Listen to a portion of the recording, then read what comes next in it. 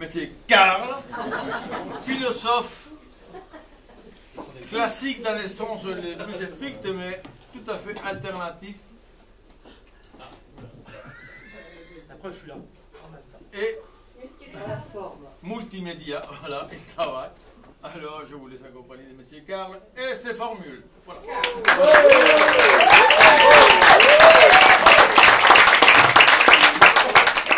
Bonsoir. Donc, j'aurais une introduction à faire et qui risque d'être un peu longue. C'est pas...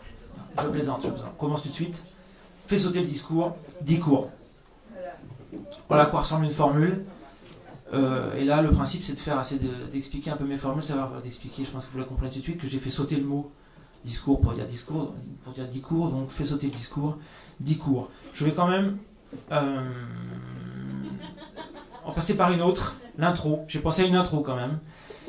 Celle-ci, se rendre compte de sa bêtise, réalise son intelligence. Si c'est clair pour vous tout de suite, c'est bien. Je pense que ça le sera un peu plus à la fin, si vous restez jusqu'à la fin. Parce que ça risque d'être parfois un petit peu dur. Ça risque de secouer un peu. Alors, mais restez parce que j'ai des solutions à ce que j'annoncerai d'abord, qui sera d'abord un petit peu peut-être difficile. Donc, fais sauter le discours, 10 cours. Malheureusement, j'introduirai un peu de discours quand même ce soir. Parce qu'en général, j'ai tendance à dire que mes formules s'éclairent les unes les autres. À vous d'avoir de la suite dans mes idées. Mais là, je vais un peu vous accompagner. Parce que c'était le défi en fait, c'est le jeu. J'avoue, j'ai jamais fait ça. Vraiment, les formules, et ceux qui me connaissent le savent ou de très près, je les sors un peu au quotidien, un peu tout le temps. Là, de les enchaîner les unes après les autres, c'est très particulier, c'est un exercice inédit pour moi. Donc, voilà, ce qui m'intéresse, c'est de formuler profondément bref. Ce que je ne fais pas, pareil, les gens proches de moi pourraient vous le dire, ce que je ne fais pas dans la vie. Dans la vie, j'ai tendance à parler, à m'étendre. Voilà pourquoi, dans l'œuvre, j'essaie d'être là, quasiment l'inverse. C'est-à-dire de me formuler profondément bref. Alors, tout le blanc, je pourrais expliquer pourquoi. Tout le blanc que vous voyez, ce sont toutes les formules que je n'affiche pas. C'est pour vous dire que c'est un choix très très difficile à faire parmi les centaines de formules. Bref. Pour en dire plus ou mieux, parle moins. Alors là, on accède déjà au principe des formules, c'est que bien sûr les jeux de mots sont un peu partout. Pour en dire plus ou mieux, on pense à plus ou moins, parle moins. Donc le verbe parler. Et c'est un impératif que je me donne moi-même. Hein. On sent qu'il y en a qui me connaissent. Donc, cette fois, tourner sa langue dans sa bouche. Alors, elles sont aussi, les formules marchent un peu pour tout, elles sont vraiment tout terrain. Là, on peut s'en servir par exemple quand un adolescent se promet de cette fois-ci l'embrasser vraiment à l'adolescence, c'est-à-dire un truc que j'ai jamais tellement compris, donc ce que j'appelle la machine à laver. Donc cette fois, tourner sa langue dans sa bouche. Mais cette fois, tourner sa langue dans sa bouche.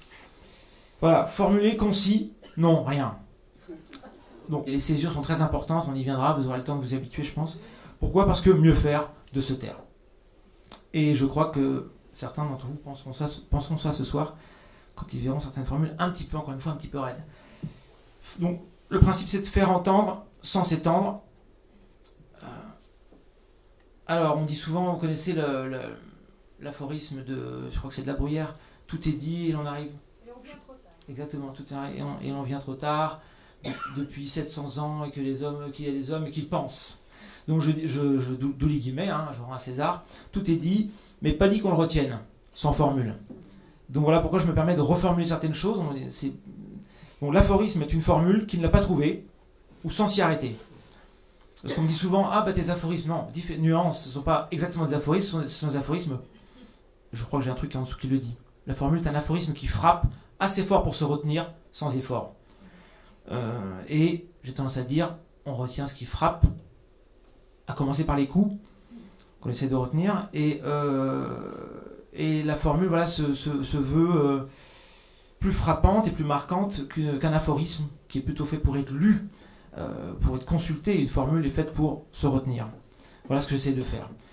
Pourquoi ? Parce que j'ai cru remarquer, vous l'avez remarqué aussi, je pense qu'un peu perdu, notre concentration pourrait bien se retrouver dans nos œuvres. C'est-à-dire qu'aujourd'hui, on se plaint de la concentration est un peu plus affaiblie.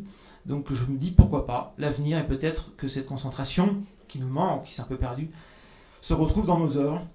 C'est-à-dire que nos œuvres soient concentrées à notre place. Vous voyez ce que je veux dire? Non.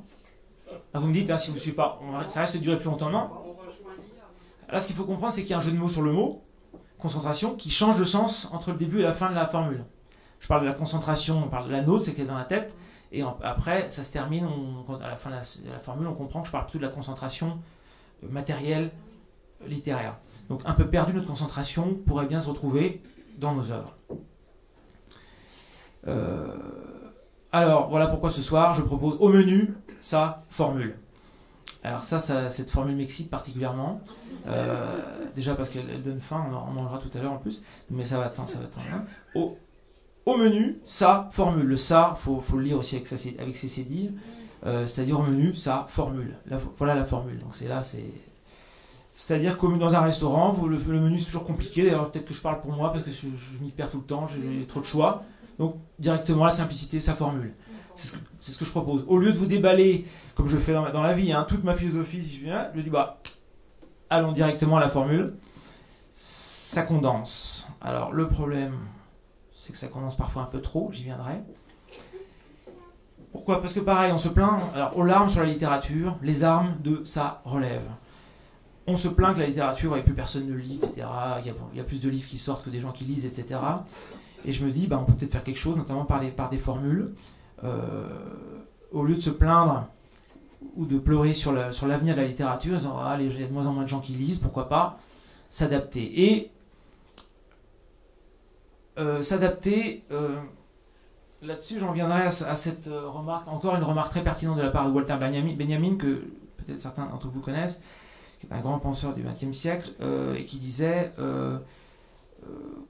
qui se rendait compte que la littérature devra bientôt de plus en plus lutter contre la publicité, contre la propagande, etc., pour des choses qui frappent, contre le cinéma, la publicité, et donc plutôt que de dire les gens il faut qu'ils lisent, etc., pourquoi pas se rapprocher de cette forme. Aujourd'hui on parle de slogan, on parle en termes de slogan, de punchline, etc., pourquoi pas amener la littérature jusque-là, c'est-à-dire concentrée, qui frappe, ludique, etc. Donc je propose à moi-même, ou à tout le monde, parce que c'est de l'impératif, formule mieux qu'une phrase possible. Je vous rappelle aussi peut-être ce qu'a dit Céline. À l'avenir, vous écrirez télégraphique, vous écrirez plus du tout. C'est-à-dire qu'il disait la valse, le jazz a renversé la valse, et ici on en sait quelque chose ici, c'est très très jazz cette maison. J'ai pas vu de valse par contre ici beaucoup. Donc apparemment le jazz a remplacé la valse, en tout cas à Nemours et à l'imprimerie en particulier. Et Céline ajoutait donc vous imprimerez, pas mal. Vous écrirez télégraphique, vous écrirez plus du tout. Suran disait aussi pas la peine de faire des phrases. Et ce qui m'intéresse dans la formule, c'est la formule se détache de ce qui l'a porté comme une mélodie. Alors là, c'est un projet ambitieux. Vous avez tous vu peut-être, parce qu'il l'a porté, il y a un jeu de mots bien sûr avec la mélodie, la musique. Effectivement, une formule peut-être tellement frappante qu'on la garde très spontanément et très facilement en tête. Et c'est ce qui m'intéresse.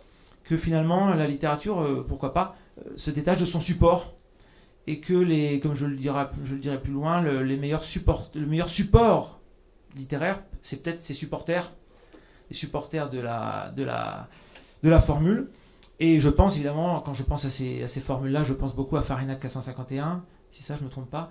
C'est-à-dire que imaginez que tout soit détruit un jour, etc. Ce serait intéressant que la littérature, comme des mélodies, que les gens les portent en tête. Je pense souvent à ça aussi à la musique. Aujourd'hui, la musique contemporaine, il n'y a pas vraiment de mélodie, ce qui fait que si demain tout s'arrête, s'il n'y a plus d'électricité, on est mal, on peut plus entendre de musique. Voilà l'intérêt des chansons mélodiques. Pour se bercer, pour se tenir soi-même chaud, on a des mélodies en tête. Et ce que je propose, très apparemment, soit ambitieusement, soit modestement, avec mes formules, qui nous garde un peu de littérature, qu'on porte un peu de littérature en soi, et de philosophie en particulier.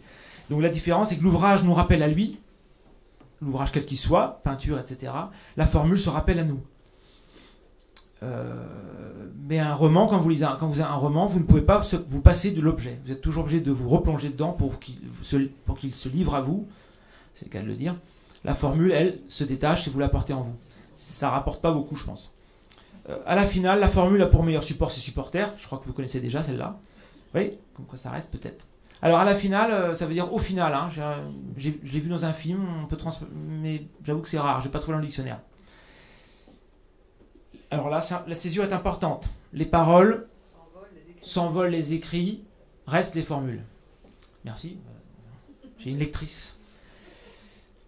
Et ça, voilà, autre formule importante. Au commencement était le verbe, à la fin, le proverbe. Je crois que moi qui ai vécu avec une mère qui parle beaucoup en formule toute faite et un proverbe, je me suis rendu compte que c'est très important. J'ai voulu aussi faire ces formules aussi parce que dans ma famille assez modeste, j'ai remarqué que les slogans publicitaires marchaient bien, comme par exemple le deuxième effet qui se coule, ou par exemple j'ai une cousine qui ne peut pas s'empêcher d'ajouter quand elle dit pas d'erreur, elle ajoute c'est le sieur. Je me dis, bon, est-ce qu'on pourrait pas remplacer ce stock de trucs, soit de proverbes qu'on comprend pas, Pierre qui roule la masse à mousse. Un ami à moi qui a disparu, malheureusement, qui disait « Je n'ai jamais compris, un tien vaut mieux que deux tu l'auras ». Donc, et je me dis, effectivement, on pourrait peut-être remplacer ou ajouter un petit peu au stock qu'on a de proverbes et de slogans qui servent à rien, par des slogans philosophiques qui peuvent peut-être un petit peu aider à vivre. J'en profite, attendez, j'ai fait un petit truc en dessous, tout blanc, voilà. Pierre qui roule la masse à mousse. On dit jamais Fontaine, je ne boirai pas de ton eau. Un tien vaut mieux que tu l'auras. Alors j'aime beaucoup ça, j'ai découvert par Marguerite Yourcenar, de la coupe aux lèvres il y a loin. C'est magnifique. Mais voilà, c'était pour vous dire aussi qu'un proverbe on ne comprend pas forcément. Donc ne vous inquiétez pas si vous ne comprenez pas mes formules. Les proverbes, Pierre qui roule la masse à mousse. Moi j'ai toujours imaginé de la mousse de bain, moi. Donc là je comprenais rien. Pierre qui roule la masse à mousse. Et là, donc de la coupe aux lèvres il y a loin, ça veut dire. Normalement, on dit il y a loin de la coupe aux lèvres. Enfin, entre la coupe et les lèvres, il y a loin, il peut se passer des choses. On n'est pas sûr de boire. Donc j'adore. Mais vous voyez, c'est très condensé. Donc c'est pour ça qu'on ne comprend pas toujours et on comprend surtout en contexte. Je voulais en profiter pour évoquer deux proverbes africains. Il y en a un qui est très connu, c'est un vieillard qui meurt, c'est une bibliothèque qui brûle. Très connu, mais un que je préfère encore plus. Là, je m'adresse à tous les conservateurs qui sont parmi nous. J'adore cette formule. Je confonds, vous voyez, ce proverbe, c'est l'arbre qui tombe fait plus de bruit que la forêt qui pousse. Ça, c'est absolument une merveille. On entend beaucoup plus quelque chose qui disparaît, on n'entend pas ce qui pousse derrière, on n'entend pas la relève. Effectivement, l'arbre qui tombe fait plus de bruit que la forêt qui pousse. Donc, vous voyez, ça sert dans la vie. On peut vraiment comment prendre ça pour des sortes des mantras, des talismans, etc. Talisman, je ne sais pas si ça marche le mot là. Mantra. Talismans verbaux. Voilà. Alors là, je déroule.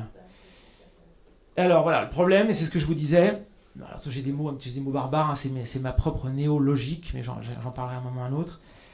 Voilà, là c'est très important, c'est-à-dire que comme je m'arrange pour condenser au maximum les formules et ma pensée, c'est parfois, ça paraît un peu flou. Donc je dis un brouillard est fait de condensation. Effet, on a un mot, mais effectivement, la condensation est un effet. Est faite. Non, bon, vous avez compris mieux que moi. En fait, c'est pas de moi, en fait. Je comprends rien à cette formule. Bon, un brouillard est fait de condensation. Voilà, faut pas se plaindre. Quand c'est condensé, c'est un peu brouillardeux. Ça n'existe pas non plus, mais ça peut être un peu flou. Mais personnellement, j'aime beaucoup le flou parce que je pense que ça dit plus vrai que le net. Je le dis d'ailleurs dans une formule qui dit... quand ça paraît net, ce qui paraît net nous floue. Parce que c'est vrai que nous, en fait, on est flou. Comme je le dis dans une autre formule, on est trop flou pour être honnête. Finalement, en fait, vous préférez les formules que je vous présente pas. On va faire ça, en fait. Ça relève évidemment un peu de la poésie, pardon. Pourquoi ? Parce que, comme je le dis dans cette formule, langue balise de la prose, langue valise de la poésie. Quand la langue est valise, quand elle contient énormément de choses, quand elle est très condensée, c'est ce qu'on peut appeler de la poésie. En revanche, quand elle balise les choses et qu'on fait des récits, par exemple, ça relève plutôt de la prose. Est-ce que tout le monde sait ce que c'est la prose ici, ou comme M. Jourdain, machin, bref. Alors on y va, on continue. Donc là, je me permets de dire déplier mes formules se déploient. Il faut entendre aussi déplier EES, c'est-à-dire une fois dépliée, elle se déploie. Mais à vous de le faire. Je crois ça, oui. Parfois, on capte mieux qu'on ne pense. Alors, ce que je veux vous dire, parfois aussi, par la foi. Ce que je veux vous dire par là, c'est que quelquefois, vous allez peut-être analyser les formules, mais qu'est-ce que ça veut dire ? Parfois, intuitivement, on comprend mieux qu'en se creusant et en analysant la chose. À ce propos, d'ailleurs, j'ai oublié, est-ce que ça vous intéresse que je vous distribue des trucs comme ça pour en noter quelques-unes ? Ça vous intéresse pas ? Attends, je vais faire ça, puis vous allez me servir. J'ai carrément oublié le truc. J'ai pris quelques crayons et quelques Bristol, ce qui fait que vous pouvez mettre ça sur vos genoux pour éventuellement noter quelques-unes ou vos questions, si vous avez des questions à la fin. Voilà, et les crayons. Là, j'ai fait péter la quantité. Voilà, crayon. J'aurais préféré ouvrir sur des caramels. Merci de votre aide. Voilà, donc si vous voulez en noter...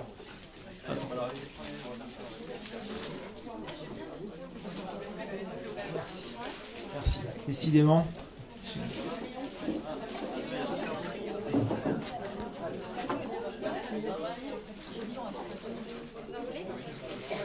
On m'a lancé un caramel là, c'est ça?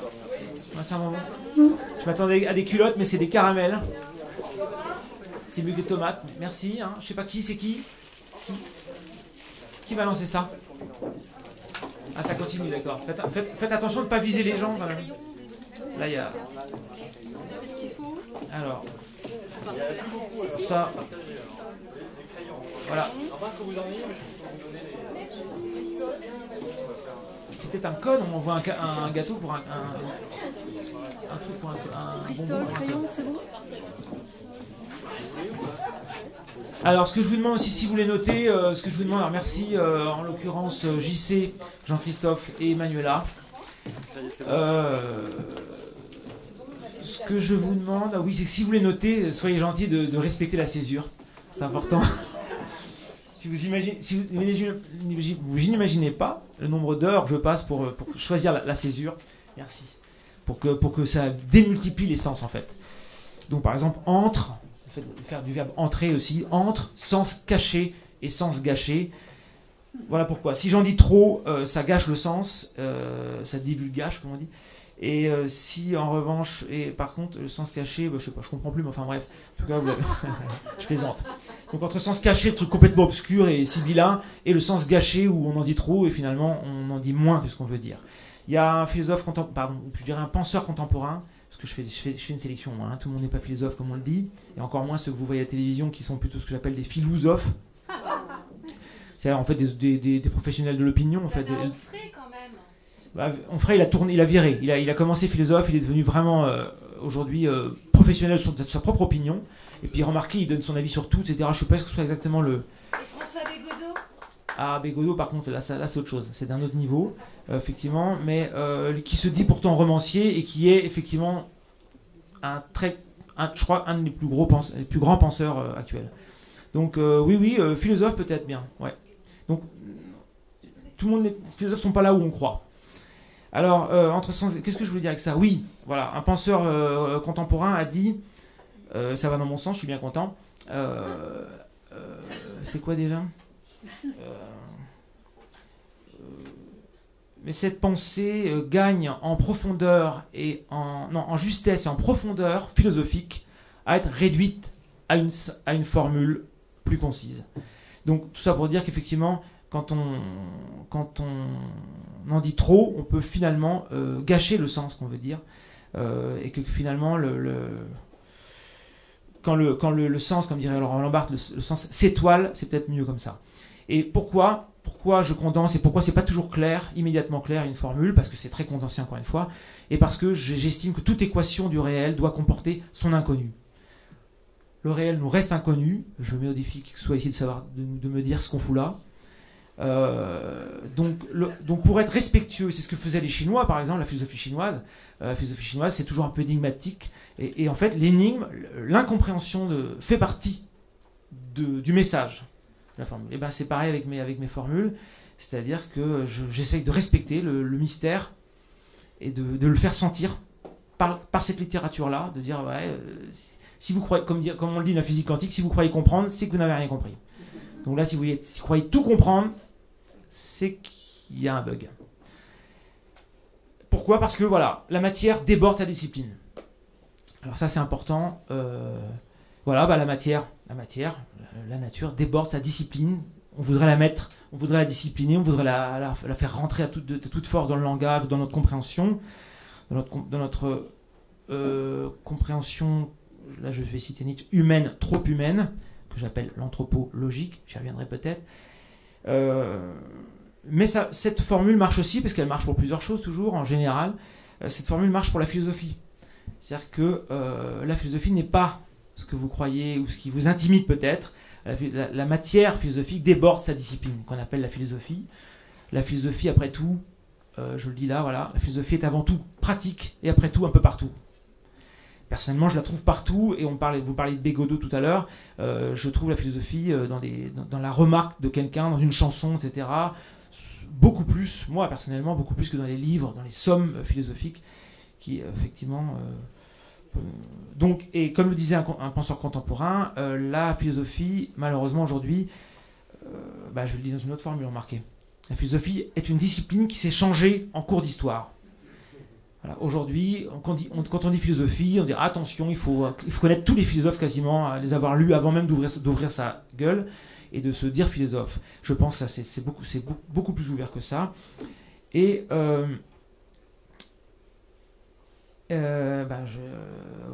et comme voilà, disait un penseur contemporain, je cite Deleuze, mais j'essaie de ne pas faire trop de name dropping, il disait l'histoire de la philosophie est une école d'intimidation. Voilà. On vous dit, ne dis rien avant d'avoir lu tout le monde, c'est un peu intimidant, et je pense que c'est pas comme ça que je construis la philosophie. Et j'ai pour moi Socrate, qui est la figure même du philosophe occidental en tout cas, et je dis dans cette formule, Socrate n'a pas attendu d'écrire aucun livre, ni de lire tout ce qu'il faut depuis pour être philosophe. Là, il faut l'entendre par ni de lire tout ce qu'il faut depuis pour être un philosophe. Bon bref, vous l'avez compris.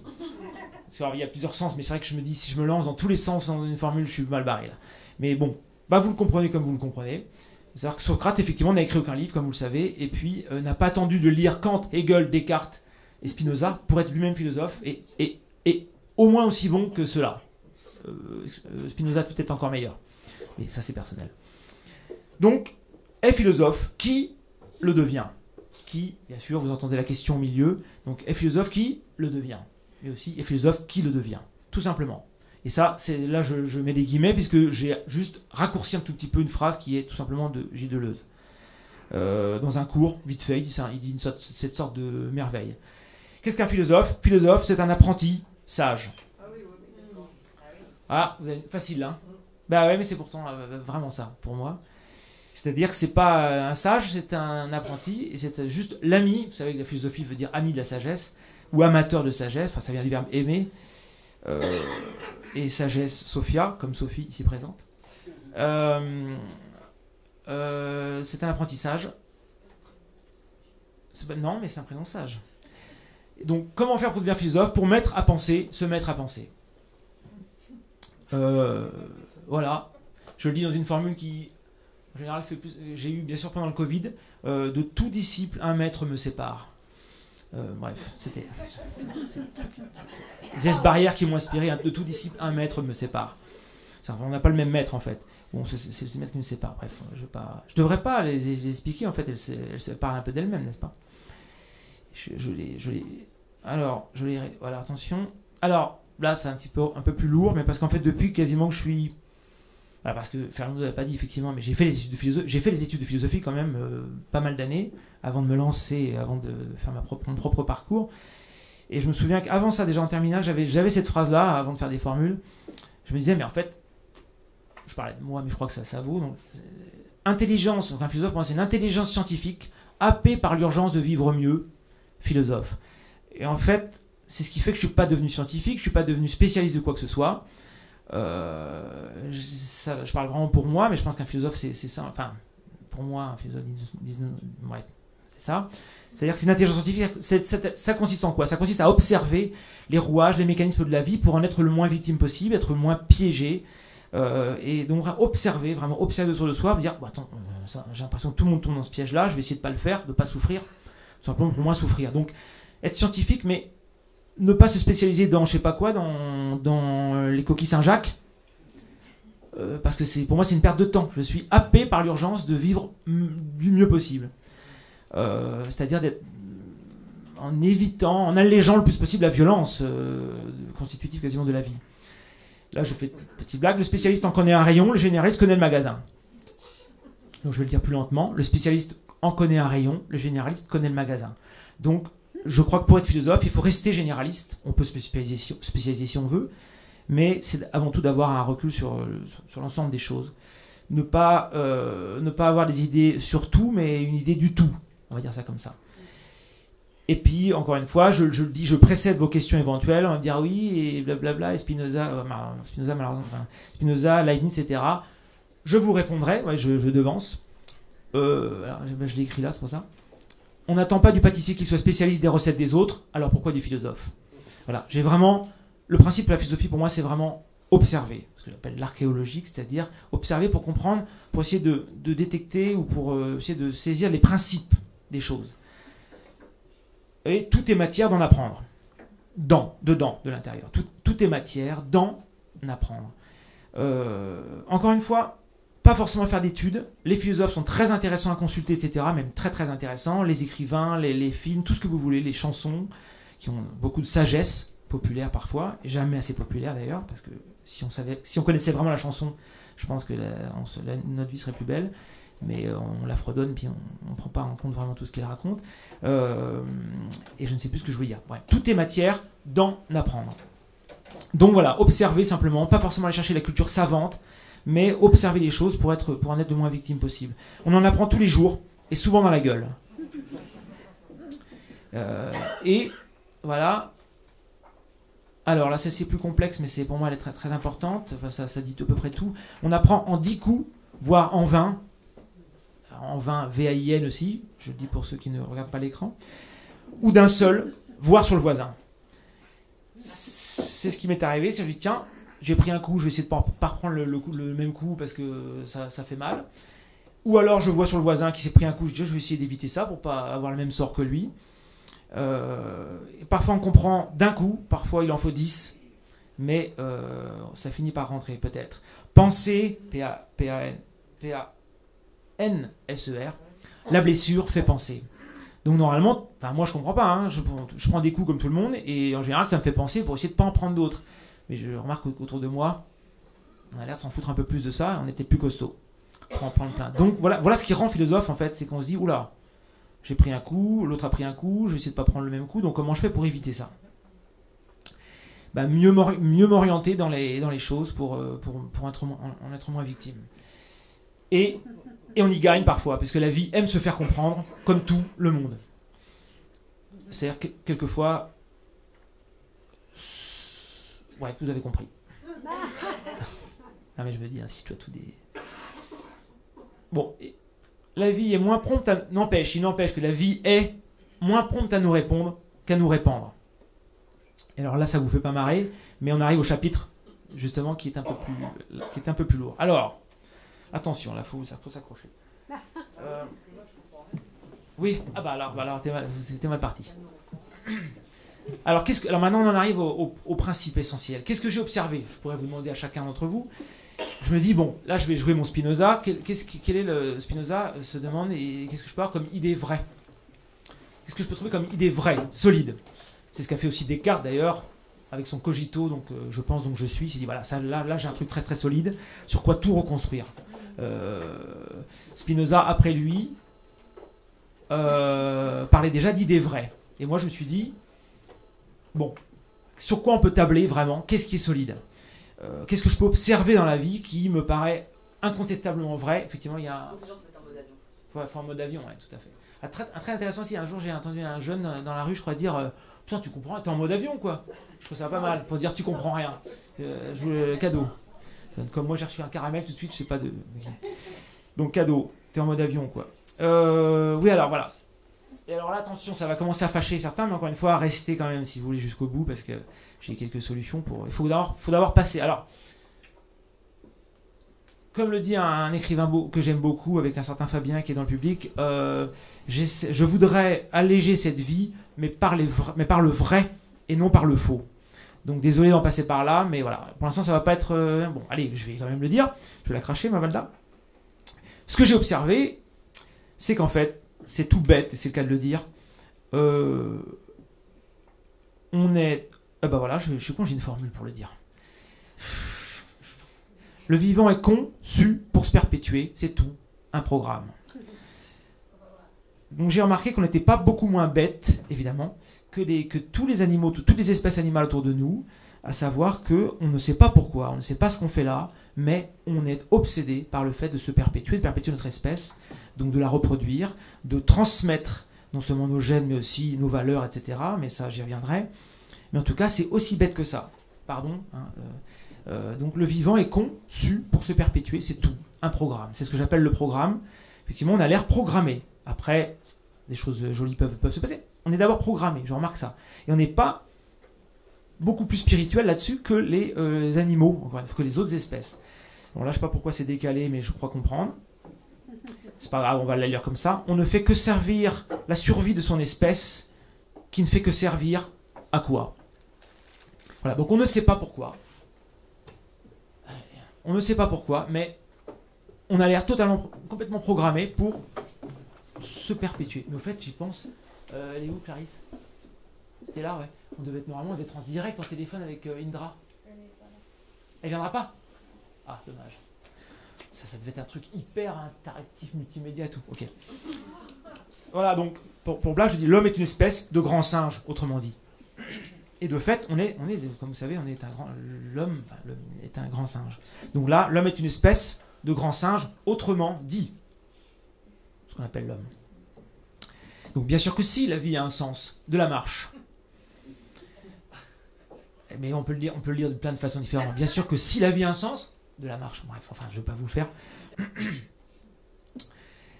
Bon, petite blague. C'est dans la nature d'un gland que de semer sa graine. Pas mal, je sens que vous... Hein? Le quoi?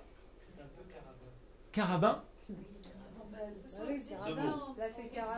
les médecins. Ah, c'est ça, c'est qu'il est médecin lui-même, c'est pour ça qu'il connaît bien le mot.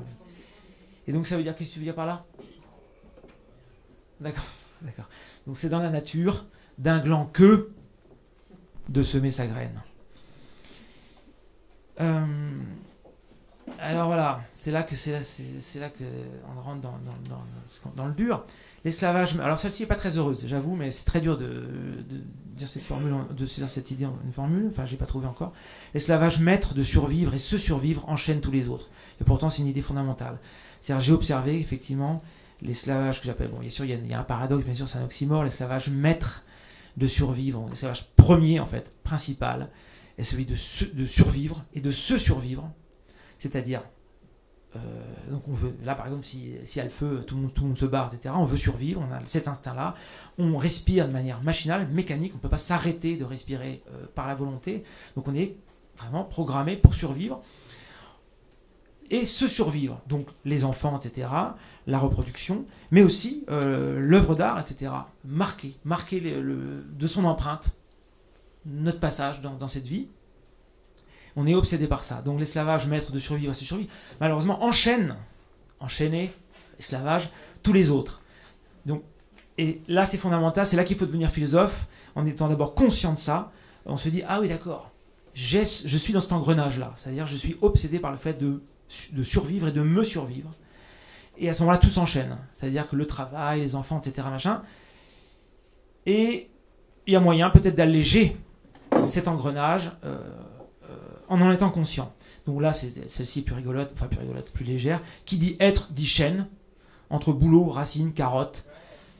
Donc, chêne, bien sûr, là je joue sur des arbres, surtout les végétaux. Donc boulot, racine, boulot, bien sûr, il faut bosser parce qu'on veut survivre et parce qu'on nous fait bosser. Aujourd'hui, on ne peut pas faire autrement pour avoir l'argent que de bosser. Donc boulot, racine, on est parfois tout à fait aspiré par les racines, les racines familiales, etc. Et carotte qu'on nous tend. Et on va partout puisqu'on veut survivre et se survivre. Voilà le problème. Voilà ce que je propose de débrayer. Et notamment, voilà, ton boss est au fond ce gosse pour qui tu bosses. Parce qu'en général, comment dirais-je, beaucoup de gens diraient, ah oui, moi je travaillerais peut-être beaucoup moins ou un métier moins difficile si j'avais pas un gamin à nourrir, etc. Donc au fond, le boss, c'est le gosse pour qui tu bosses à la maison, mais aussi ton boss est au fond ce gosse pour qui tu bosses, puisque vous remarquez peut-être que parfois les patrons sont en fait de grands gamins. Hein, je prends l'exemple, et je pense que ça plaira à une amie qui est ici, Elon Musk, le gamin des gamins qui a le plus de pouvoir, mais c'est un grand gamin simplement. Mais il a les moyens de ses jeux. Et c'est souvent pour des gens à cette mentalité-là, un peu de gosses, pour lesquels on bosse. parce qu'il y a le gosse à la maison, etc. Voyez. Là, pour vous faire rire, parents en 2 mots, tirer, pousser, pousser encore, laisser pousser et se tirer. Avec en 2 verbes. Hein.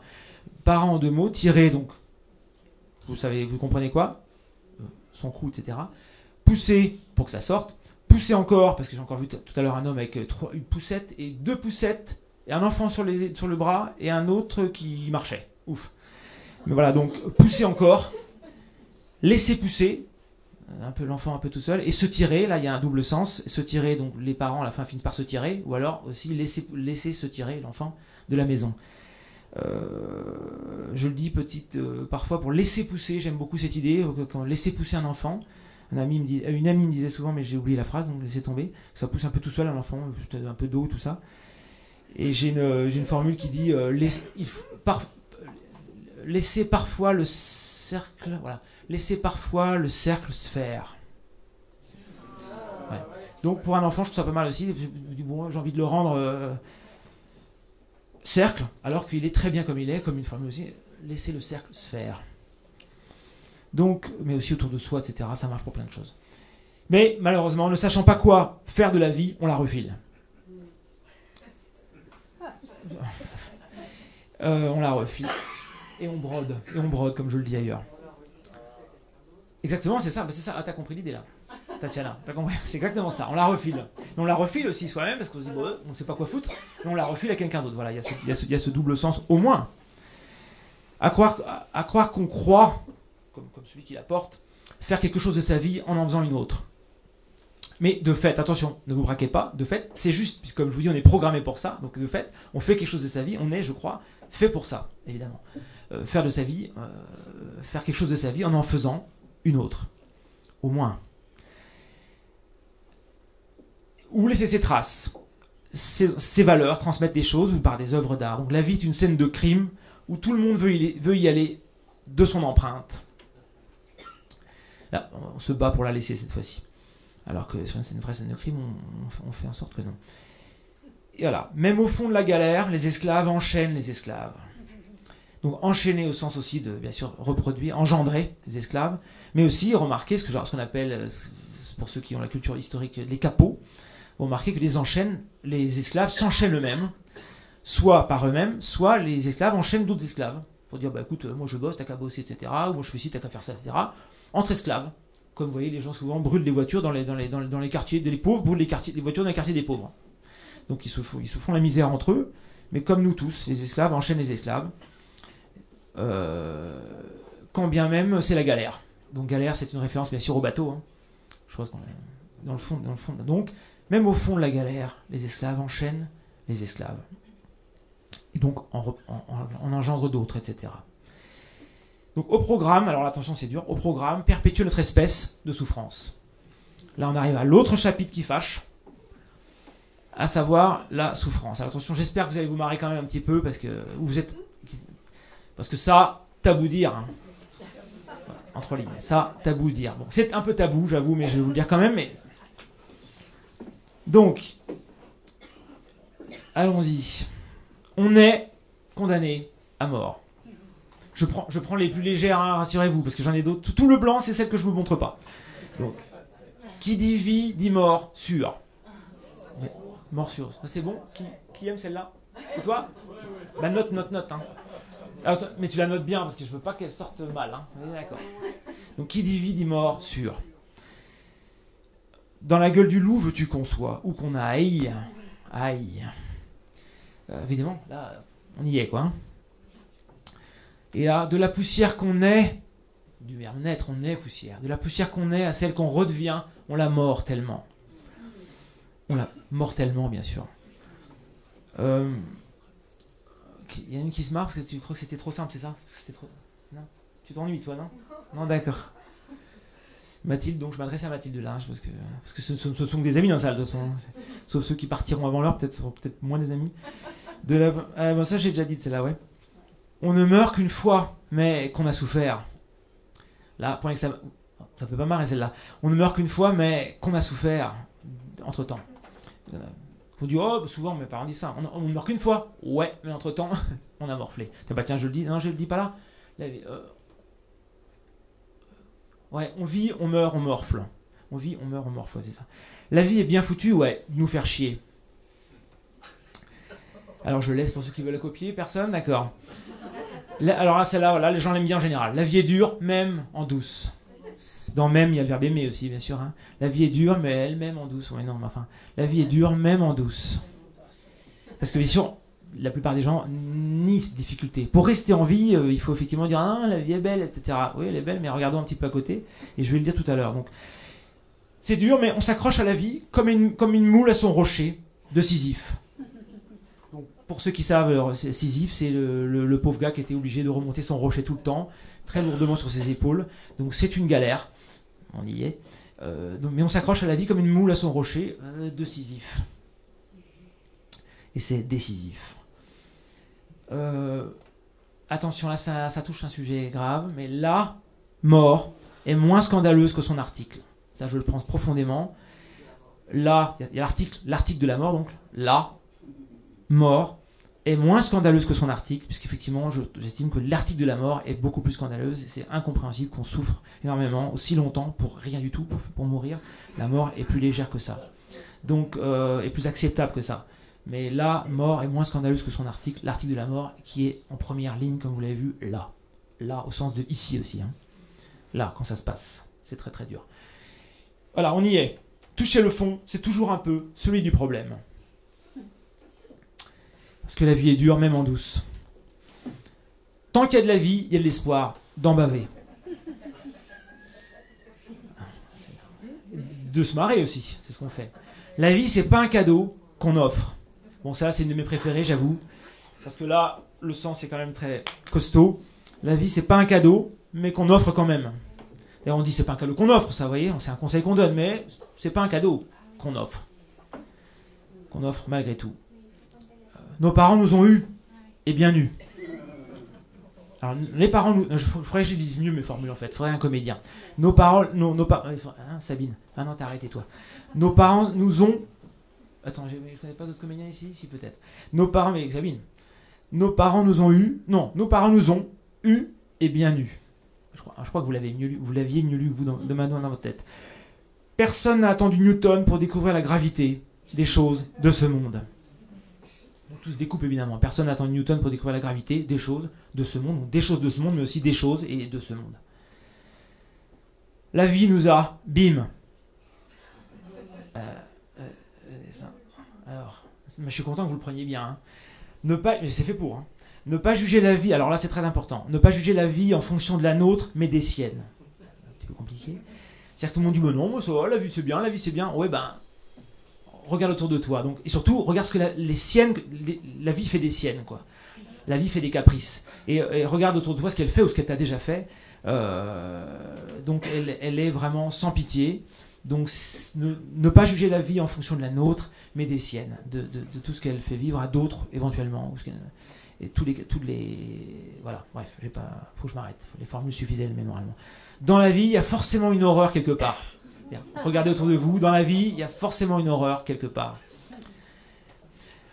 Voilà, c'est plus compliqué. Jamais le bonheur compense le malheur du vivant. Donc jamais le bonheur compense. C'est jamais le bonheur compense. Il suffit d'observer le malheur du vivant autour de soi, donc ne pas être trop égoïste. Mais aussi, jamais le malheur compense, du verbe compenser.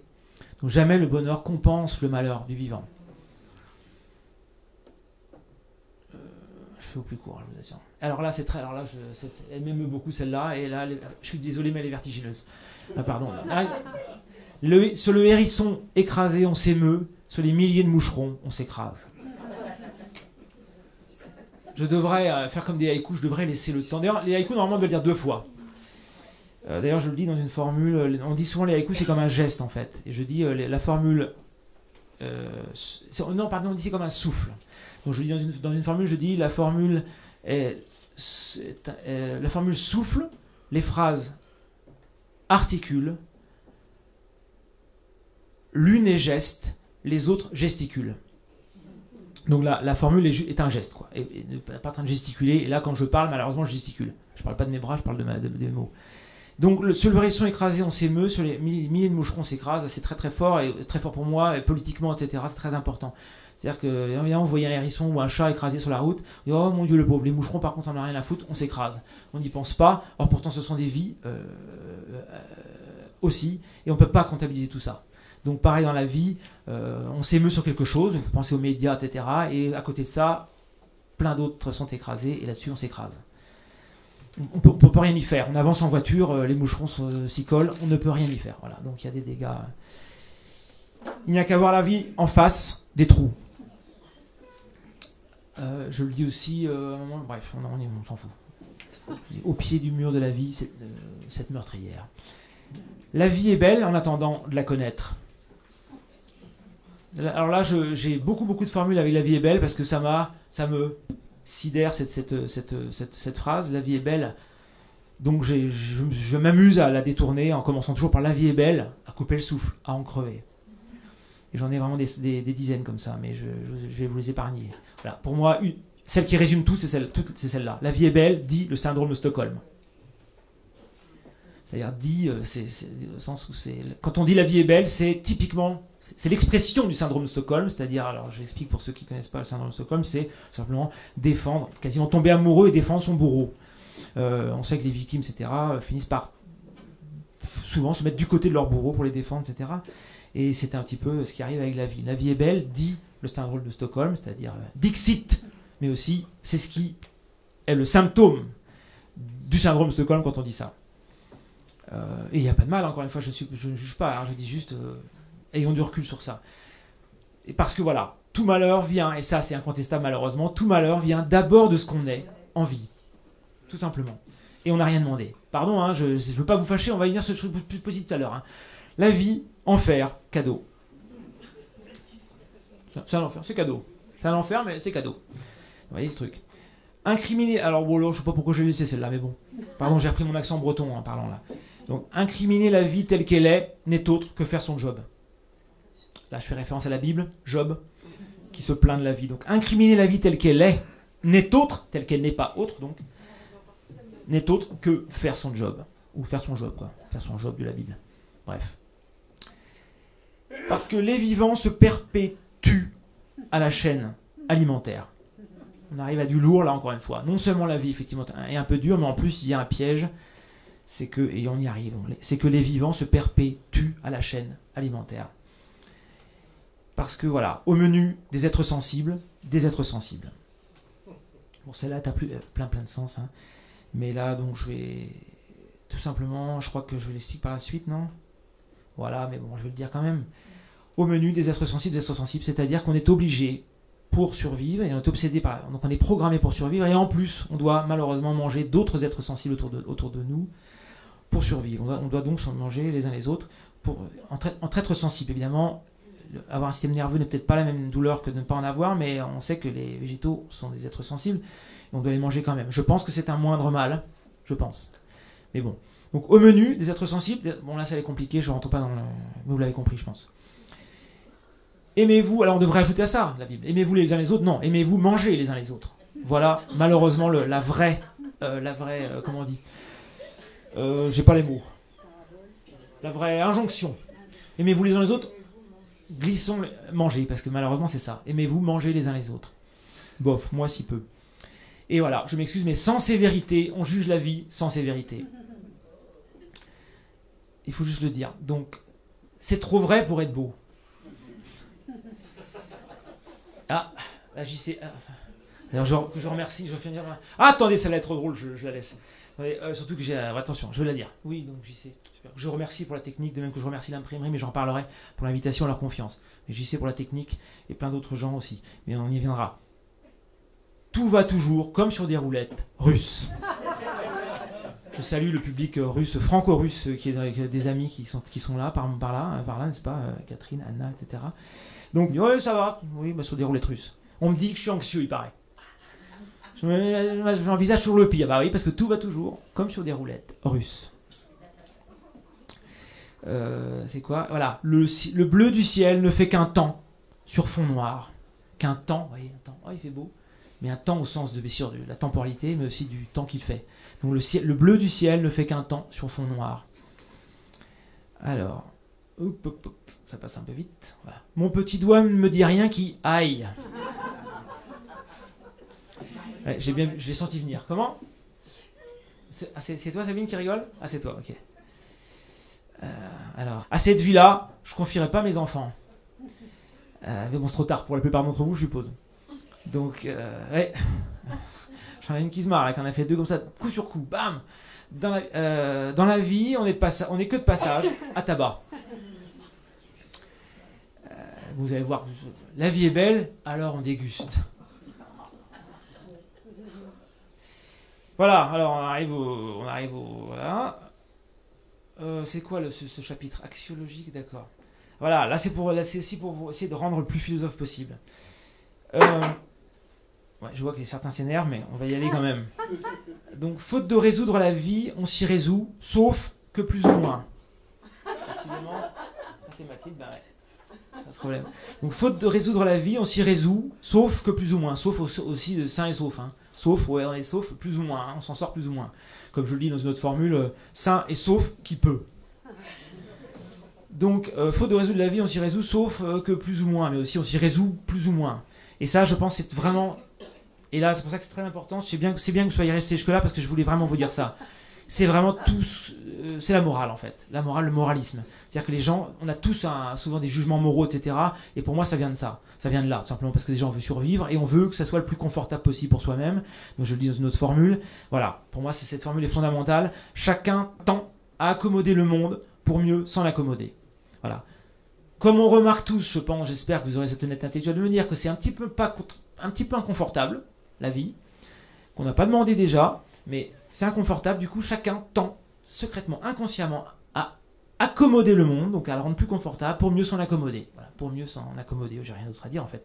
Et donc, c'est ce qui pour moi explique quasiment toute la violence qu'on s'inflige en plus de la violence de la vie, et qui serait d'ailleurs, encore une fois, ne croyez pas que je déteste la vie, hein, elle pourrait être beaucoup moins violente, voilà pourquoi je suis là. Voilà pourquoi je fais de la philosophie, c'est pour que la rendre moins violente entre nous.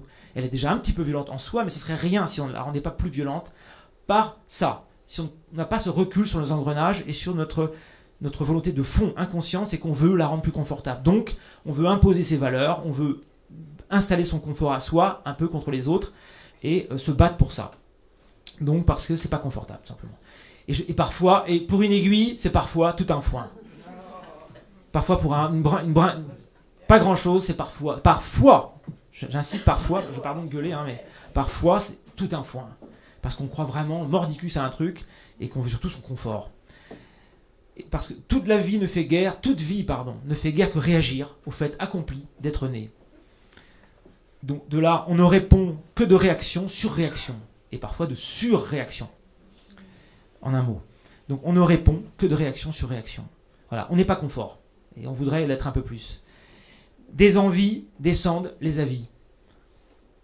Et souvent, c'est la vie des uns contre la vie des autres.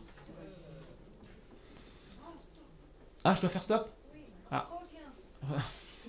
Reviens, mais je suis pas parti, Sabine, je suis encore là.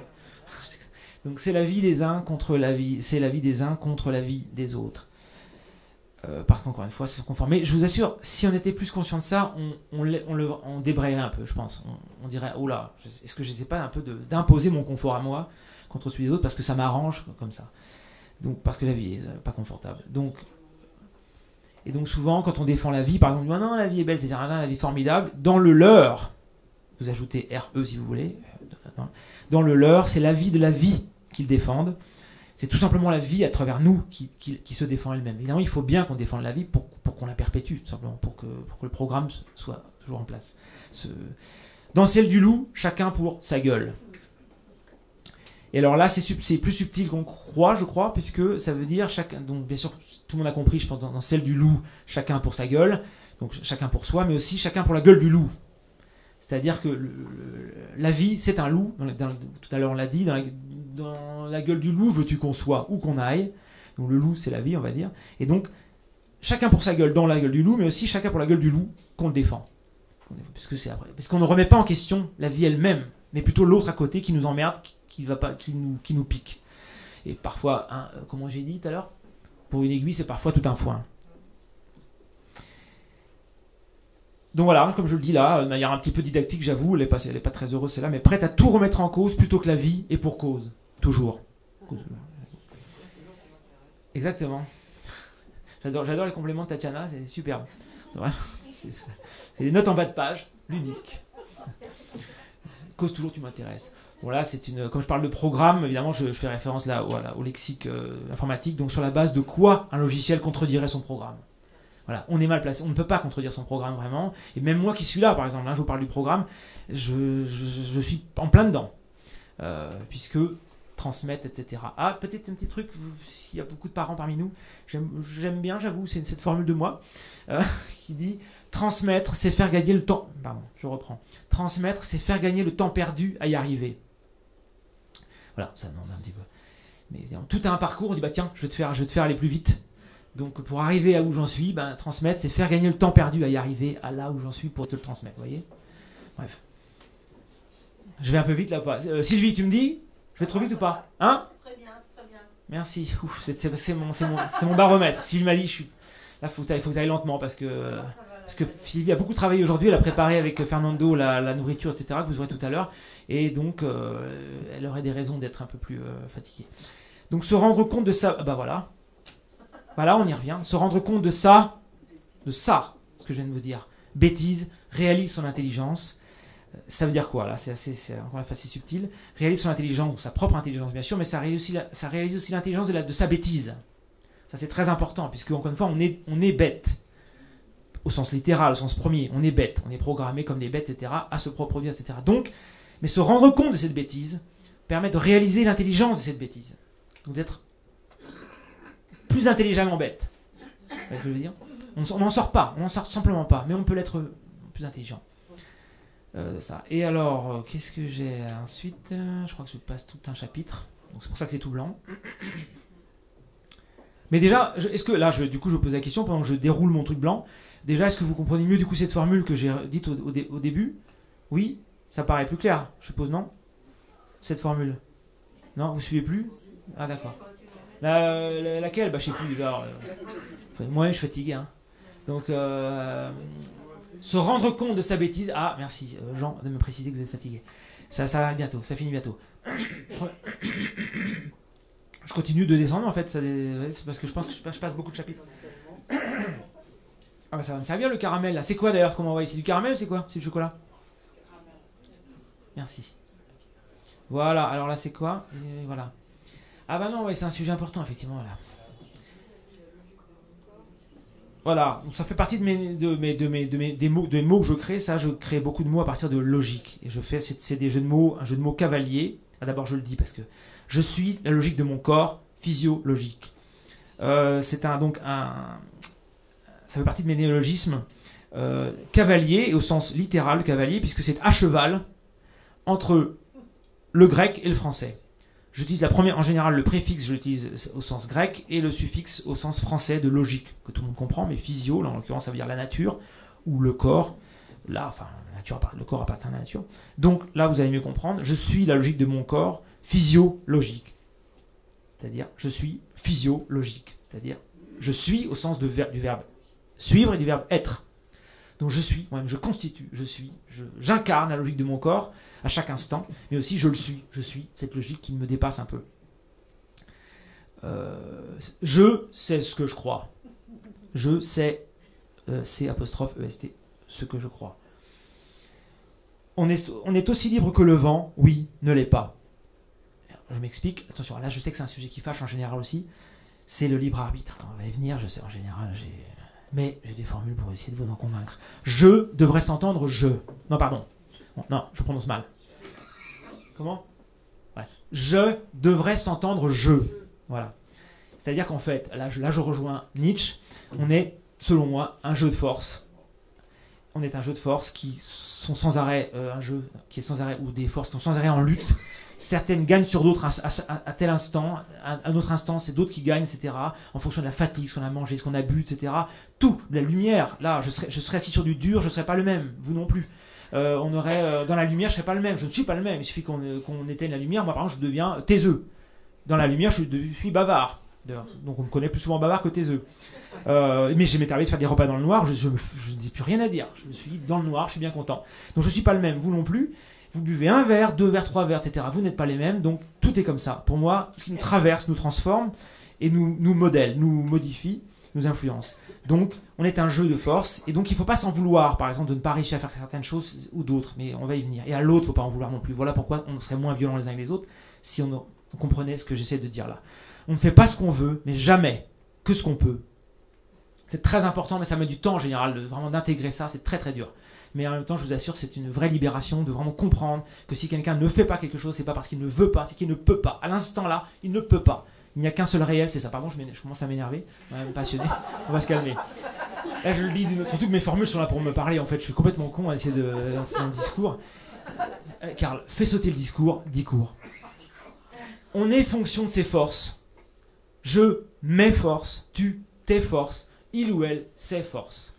Voilà, ça c'est fondamental de comprendre ça, et je vous assure, ça rend extrêmement tolérant vis-à-vis des autres et de soi-même. De soi-même, c'est très important parce que souvent il y a la culpabilité qui se mêle à tout ça. On se dit ah, mais pourquoi j'y arrive pas, pourtant je le veux, etc. Oui, mais si tu le fais en fonction de tes forces, tes forces.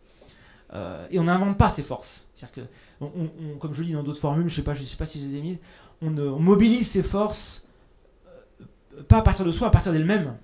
Donc si les forces ne sont pas là, on n'y peut rien. On peut par contre prendre soin de soi. Et c'est pour toute ma philosophie, c'est tout l'enjeu de ma philosophie. On peut prendre soin de soi et des autres, etc. pour que ces forces soient plus mobilisables. Mais pas directement par la force de la volonté qui, comme dirait Magritte, vous voyez, Magritte est tout à fait malin d'ailleurs, il se sert de la peinture pour faire des choses très philosophiques, très intéressantes. Il dit la volonté est une faculté imaginaire. Et je suis tout à fait d'accord avec lui. Ou comme dit,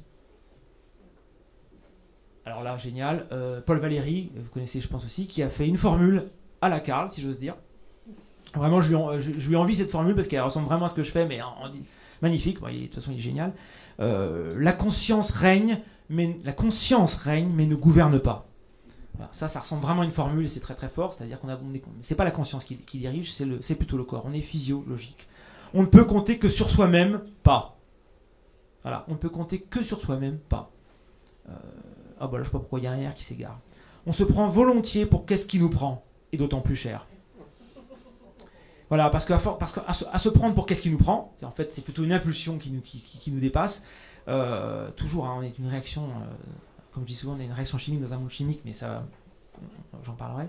Ça peut être plus spirituel que ça, on y reviendra. On se prend, voilà, c'est à se prendre pour ce qui nous prend, pour qu'est-ce qui nous prend, pardon, qu'on se méprend et qu'on prend cher. Parce qu'encore une fois, on se sent responsable, coupable, on prend l'autre pour qu'il soit coupable, alors que c'est des forces qui l'ont dépassé. Mais je vais venir, ne vous inquiétez pas, je ne suis pas pour l'impunité totale, on y reviendra. Du coup, encore une fois, on en veut à l'autre de ne pas être comme il pourrait être, comme on croit qu'il pourrait faire, et à soi-même. Oh, je pourrais faire ça, pourquoi je ne le fais pas? Ah là là, parce que on se prend pour qu'est-ce qui nous prend. Et voilà, formule fondamentale pour moi, au fond, nos ressorts ne sont pas du nôtre. Et là, ça rejoint Spinoza qui dit une chose magnifique, c'est une phrase pareille, là ça vaut une formule, je la connais par cœur, mais je vais quand même la mettre pour vous l'ayez sous les yeux. Voilà, Baruch Spinoza. Voilà, ça c'est très important, c'est fondamental comme idée, je trouve. Telle est cette liberté, bon, c'est un peu compliqué, mais on va y revenir. Telle est cette liberté humaine que tous se vantent de posséder, et qui consiste en cela seul que les hommes ont conscience de leurs appétits, disons de leurs désirs, et ignorent les causes qui les déterminent. Bon, ce que j'aime beaucoup, c'est cette traduction. Je passe, je ne vais pas rentrer là-dedans, mais bon, cette traduction est très très intéressante parce qu'elle est ambiguë, comme j'aime. Donc, tout simplement, on a conscience de nos actes, conscience de nos désirs, mais on n'a pas conscience de leur cause.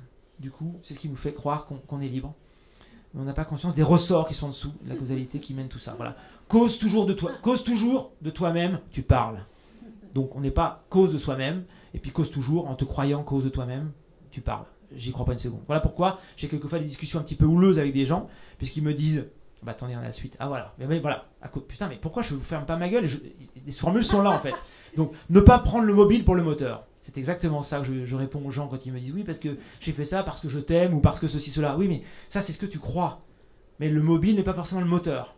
C'est ta conscience interprète comme ça, mais excuse-moi de ne pas y croire complètement. Tes ressorts sont différents que ceux dont tu as conscience.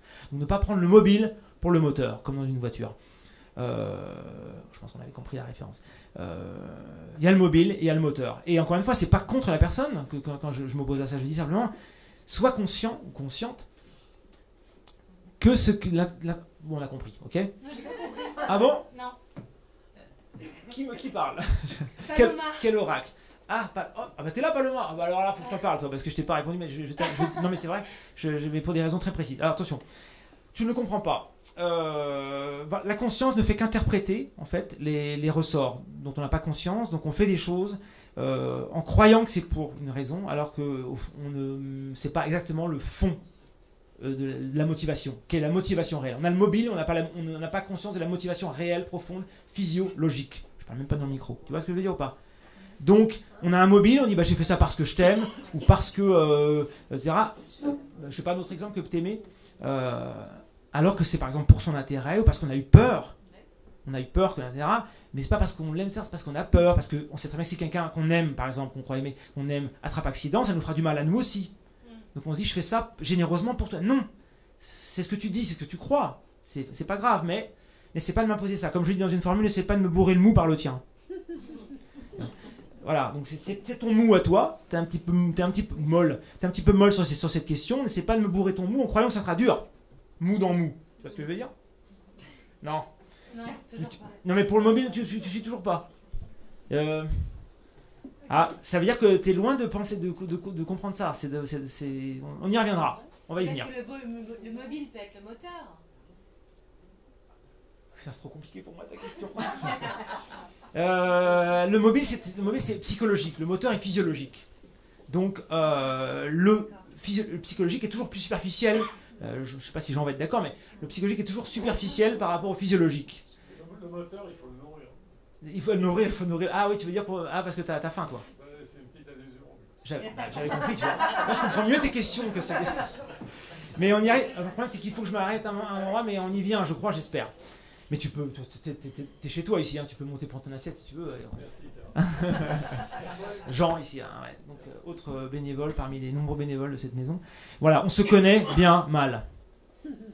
On se connaît bien mal. Pardon, Paloma, je dois passer un peu vite, mais on en reparlera. Voilà, parce que après tout, on est de tout instant fruit de ses aïeux, produit de son environnement. Quoi de plus? On est de tout instant, c'est-à-dire qu'à chaque instant, on est d'abord de tout instant, on appartient à tous les instants. Ça change à chaque fois. On est fruit de ses aïeux, qui sont eux-mêmes d'ailleurs produits de son environnement, mais produits de son environnement, quoi de plus? Voilà, on est à la fois une génétique mis en situation d'un environnement qui nous détermine, qui nous influence à chaque instant. Donc on est un mélange de ça. Quoi de plus? Je pose la question. Donc on n'est pas... voilà. Mais c'est là-dessus que c'est le levier. Hein. J'y viendrai, après le repas, je viendrai sur les leviers et d'utiliser... comment on peut utiliser tout ça pour s'en sortir.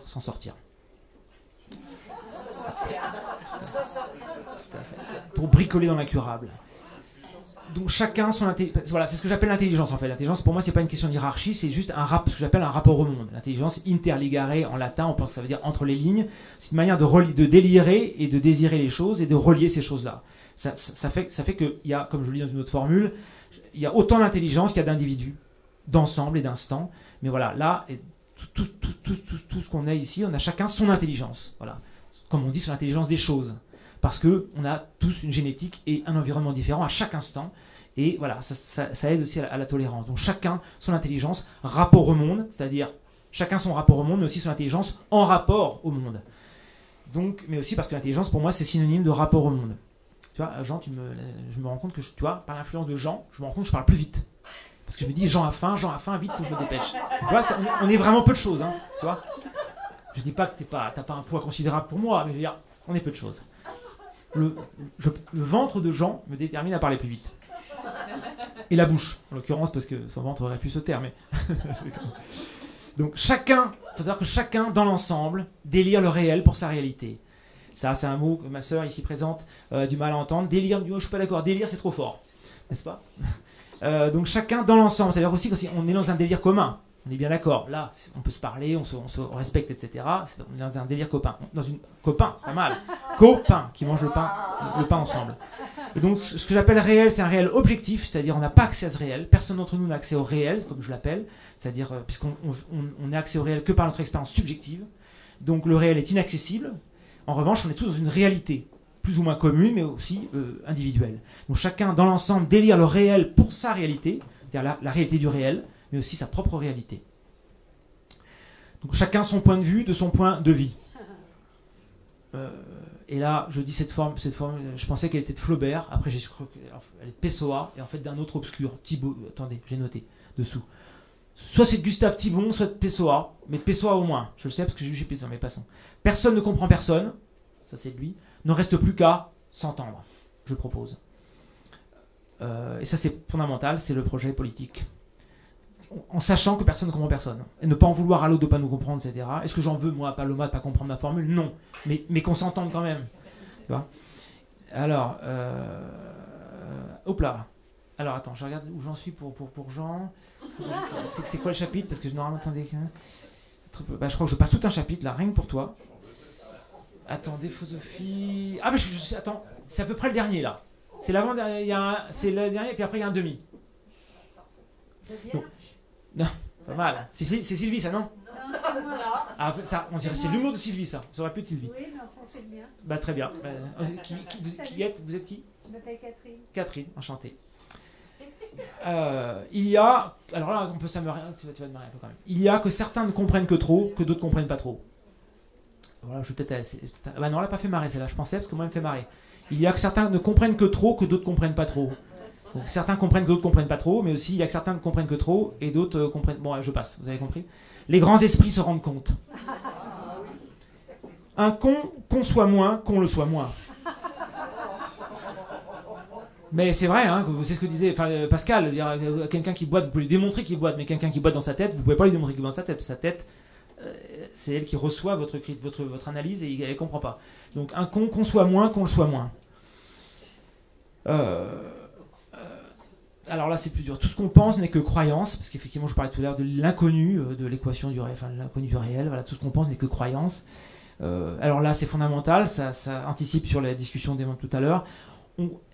C'est un petit peu lourd, ça paraît très relativiste, mais pourtant je crois profondément. On croit exprimer, là je peux vous expliquer, on croit exprimer ce qu'on croit penser, de ce qu'on croit comprendre, de ce qu'on croit débattre. C'est-à-dire que entre comment dire, on croit exprimer ce qu'on croit, faut que je relise. On croit exprimer ce qu'on croit penser. C'est-à-dire que déjà il y a déjà un écart entre ce qu'on pense, entre ce qu'on exprime. On croit pourtant qu'on est raccord, mais non, entre ce qu'on pense, qui est plus complexe que ce qu'on exprime. Ce qu'on comprend aussi parfois, comme je dis, on capte mieux qu'on ne pense quelquefois. Parfois, notre intuition est plus profonde. Bon, vous avez compris, en fait, je continue pas, si. On croit, ah si. Tout simplement, il y a un écart entre tout et tout. Entre ce qu'on ressent, ce qu'on comprend, ce qu'on pense, qui n'est pas exactement la même chose que ce qu'on ressent, ce qu'on comprend, ce qu'on exprime, qui n'est pas encore la même chose que ce qu'on pense, etc. Et malheureusement, on se bat. Tu as raison, Tatiana m'a fait continuer parce que c'est important de le dire. Et pourtant, on se bat, on débat à partir de ça, à partir de cette énorme couche de malentendus. On croit vraiment qu'on est dans nos mots, que nos mots c'est nous, c'est ce qu'on pense et ce qu'on ressent. Non, pas tout à fait. Il faut avoir cette modestie et cet écart. Dans le débat, ça nous rendrait beaucoup plus philosophes. D'ailleurs, le principe de cette soirée, c'est, comme je le dis, devenir ensemble philosophe. J'ai écrit philosophe avec un S en parenthèse à la fin. C'est-à-dire que l'ensemble est philosophe, mais aussi chacun. Donc, ça serait intéressant de débrayer légèrement, encore une fois, d'être moins violent dans ce qu'on débat, sachant qu'entre ce qu'on pense, ce qu'on comprend, ce qu'on pense et ce qu'on exprime, il y a autant d'écart entre toutes ces couches. Et là, on pourrait faire une critique de la psychanalyse, etc.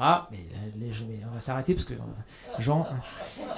Alors, voilà, ça, c'est le bon sens, mais est-ce bien sûr? Comme ça, pareil, une amie récemment m'a dit, mais c'est le bon sens. Ouh là là là là. Voilà. Donc du coup, cet ami se reconnaîtra peut-être, du coup c'est un petit peu chiant de partager un petit peu des moments avec un philosophe, parce qu'il croit pas tout ça, donc si je puis dire, il parle mal quelquefois aussi, mais c'est le bon sens, ouh là là, c'est le bon sens, mais est-ce bien sûr? Je suis pas le seul, Roland Barthes était très, très, très méfiant, très critique sur ce qu'on appelle le bon sens aussi. Même si Descartes disait, le bon sens est la chose du monde la mieux partagée, ce qui n'est pas juste pour moi. Dans l'évidence même reste un vide. Dans l'évidence même reste un vide. Toujours, hein, cette énigme du réel. Qu'il faut essayer de respecter. Et cause toujours de soi-même, tu parles, on l'a déjà vu. Ouh, on l'a déjà vu, super. Là, c'est que des révisions en fait. Attention à l'angle mort, ça mord. Il y a beaucoup de choses à dire. Bah oui, c'est pour ça qu'il y a des fiches, il y a un interro. Ouais. Attention à l'angle mort. Donc voilà, quand vous parlez à quelqu'un, même vous-même, il y a toujours un angle mort. Et l'angle mort, ça mord, parce que ce qu'on appelle, là, on revient à Jean, la petite année, je vais dire, c'est ce qu'on appelle la névrose. La névrose, c'est un nœud, on ne veut rien y voir, c'est l'angle mort qu'on défend. Et sa mort, donc déjà pour se protéger, et aussi, attention à l'angle mort, sa mort, attention à sa mort, à l'angle mort. Quand l'angle mort meurt, sa mort. Vous voyez ce que je veux dire? Voilà. Ça fait mal, exactement. Et ça mord l'autre souvent, parce qu'on se dit non, je veux pas entendre ça. Comme je dis dans une formule, dis ment, du verbe mentir, dis ment plutôt 4 que cette seule vérité. Et voilà, si vous avez vu l'affiche, les oreilles aussi ont des murs. Les oreilles aussi ont des murs. Et ça, pas mal celle-là quand même. D'inverser, hein? Ouais, je suis d'accord. Sandra ici présente, que vous reverrez peut-être tout à l'heure si vous restez jusqu'à la fin. Le dogmatisme, parce que c'est toi qui fais la fin. Enfin, pas là, mais là. Le dogmatisme nous fait la vie dure. Je m'attendais à une meilleure réaction là. Le dogmatisme nous... Merci. Ah, il y a des comédiens quand même. Donc, je continue. J'ai déjà dit. Voilà, j'ai déjà dit. Ah, bah ça c'est intéressant politiquement, voilà. Pour certains, le monde est bien fait, et c'est bien fait pour les autres. Et là, ça n'arrive qu'aux autres qu'on est aussi bien pour les autres. Ça c'est le problème, voilà. Alors ça, je la trouve tout à fait poétique. Chacun se figurant héros d'une vie. Voilà. Ah bah oui, tiens, pas mal, Sabine, t'as une meilleure idée, toi, que l'affiche, tu prends des photos, pas mal. Comme ça, tu respectes la césure et tout, magnifique. Tu fais, non? Très bon. Bah oui, dit-elle, toute numérique qu'elle est. Chacun se figurant héros d'une vie. Voilà, ça c'est notamment à cause des films. En tout cas, chacun se figurant héros d'une vie. Donc se figurant SE, mais aussi CE. Donc on se figure être le héros de notre vie, c'est vrai, d'une vie, c'est déjà pas mal. Hein, alors qu'on est un figurant pour le monde. On n'est qu'un figurant. Donc chacun se figurant héros d'une vie. On est à la fois un figurant et à la fois héros de sa vie. Voilà. Figurant pour le monde et héros pour sa vie. Et il faut être héroïque hein, pour vivre tout ça. Bah, tout cœur mis sur du trèfle tombe sur un pic, finit sur le carreau. Ça c'est quoi? Merci. J'ai une fan. Laisse-le, d'accord. Bon, bah non, il y a Jean Caffin, bordel. Ah ok, d'accord. Bah, prends une photo, sois moderne comme Sabine. Tout cœur mis sur du trèfle tombe sur un pic, finit sur le carreau. Ah, d'accord. Ah, je sens que ça va être la préférée celle-là. Alors. Bon là, on dit toujours, ah ben on croise les doigts, oui, on croise les doigts. Ben, au fond de son cercueil encore, on touche du bois. Le encore, c'est encore aussi, hein. Notre corps tout entier touche du bois. Donc parfois il faut être plus philosophe que de dire, ah non ça va passer. Entre les gouttes ça va passer. Non, peut-être pas, faut peut-être un petit peu observer un peu mieux pour essayer d'éviter les pièges. On croit passer entre les gouttes jusqu'à ce qu'on n'y goûte. Comme je dis dans une autre formule, on n'est jamais assez fin pour passer entre les gouttes. Donc même dans la vie, on se refait mal, car on se refait peu.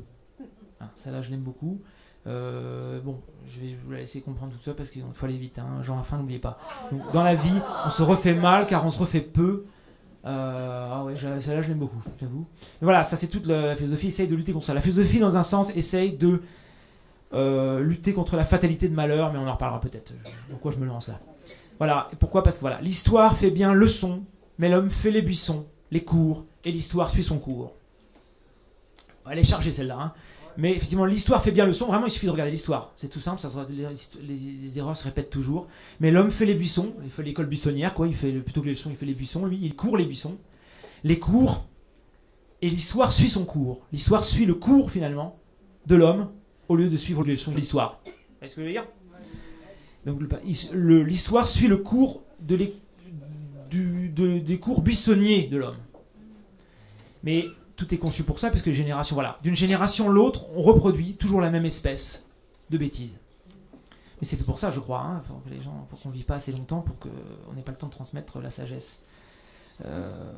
Alors, on se cache derrière son petit doigt dans l'œil. Alors là, c'est pas pour vous, hein, mais faut tout leur expliquer. Souvent, je me dis ça, je dis, oh là là.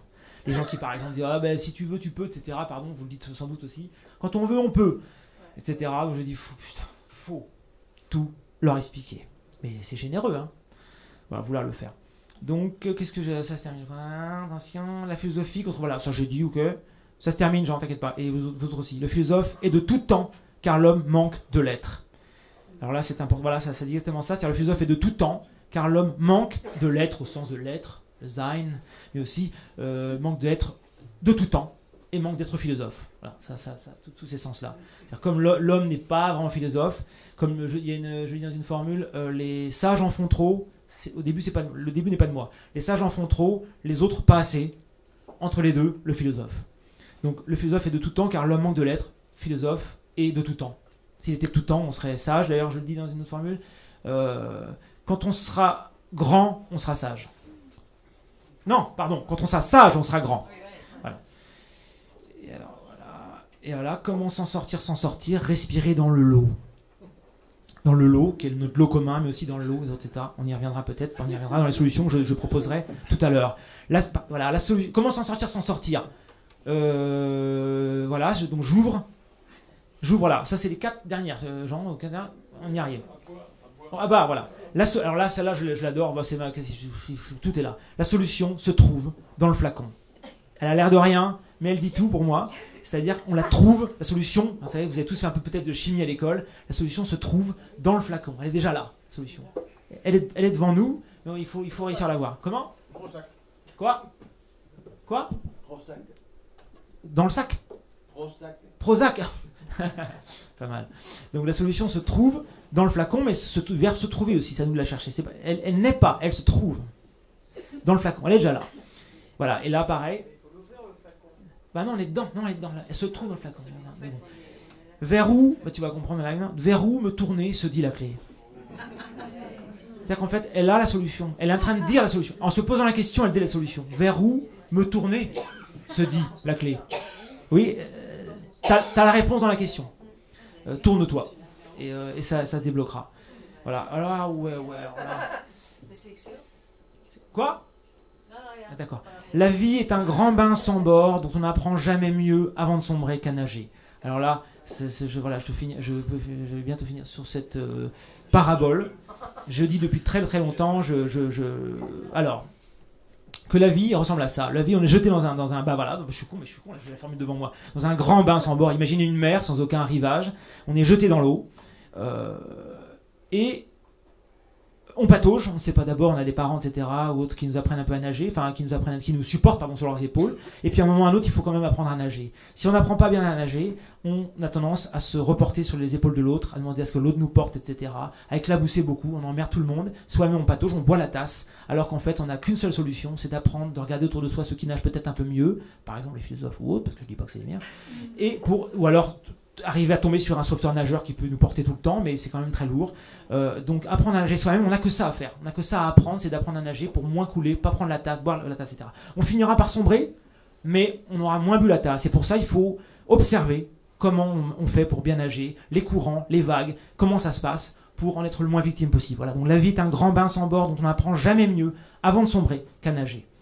Voilà ce que je propose. Apprendre à nager. Prendre soin de soi, d'autant que c'est pas la vie qui le fera. La vie se fout de toi, du tiers comme du quart, nage, du carnage, etc. Et voilà, et là, je vous ai dit que je ne crois pas à la liberté, etc. Machin, on est physiologique, et là c'est très important, à saisir davantage les ficelles, le pantin sentir davantage. Sentir au sens, il s'en sort mieux, mais aussi sentir lui-même les ficelles, si il les saisit davantage. Il saisit les ficelles, il s'en tire davantage, vous voyez ce que je veux dire ? Donc si vous comprenez vraiment comment vous fonctionnez vous-même, c'est-à-dire d'abord le programme, ce que j'appelle le programme, la biologique, bref, survivre et se survivre, vouloir que la vie soit moins inconfortable, etc., on s'en tire mieux, on s'en tire davantage, on se tire les propres fils, et alors, voilà, on est né dans le guidons le mieux en levant les yeux. Ça j'ai déjà dit. Voilà. Combien se tiennent à 2 doigts de se prendre en main ? Mais je vais expliquer tout à l'heure qu'on ne peut pas se prendre en main tout seul, on a des astuces, des leviers.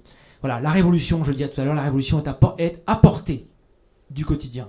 À portée, il est là. Comment vous me direz, Bruna ? Pardon, j'ai bouffé mes mots là. Hein. Je reprends, parce que je suis tellement obsédé par le ventre de Jean, ça se termine vraiment là. 1 minute maximum. La révolution, ça veut dire quoi ? Ça veut dire la solution se trouve dans le flacon. La révolution est à portée du quotidien. Je ne crois pas à des grands programmes politiques qui imposent des choses. Je crois simplement que la révolution du quotidien sera politique parce que tout affecte tout je le dis dans une formule, tout affecte tout est politique entre nous. Voilà. Si on révolutionne son quotidien, si on réforme en tout cas son quotidien, ça apportera des fruits politiques, c'est clair et net, et non pas la politique comme on a toujours voulu, c'est-à-dire en ayant d'abord une idée, en essayant de plaquer la vie sur cette idée. Donc d'abord révolutionnons nos quotidiens, et ça aura des conséquences inadinablement.